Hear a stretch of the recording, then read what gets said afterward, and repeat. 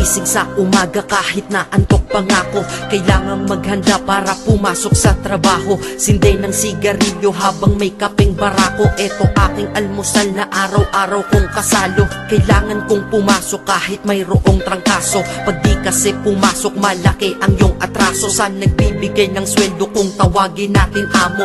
Kailangan doble kayod para amo ay maamo. Sa sobra mong trabaho parang ang sama-sama mo. Sa iyong anak na di mo na laging maasikaso. Kailangan yung buksan ang isipan na sarado. Sa buhay minsan talo at hindi laging panalo. Wala kang aasahan, walang mamamalato.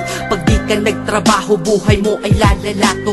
Kahit pagod ka na ang sinasabi mo wala to. Mahirap ang mabuhay, anong magagawa ko? Kailangang magtrabaho upang mabuhay sa mundo. Kung di ka magsisi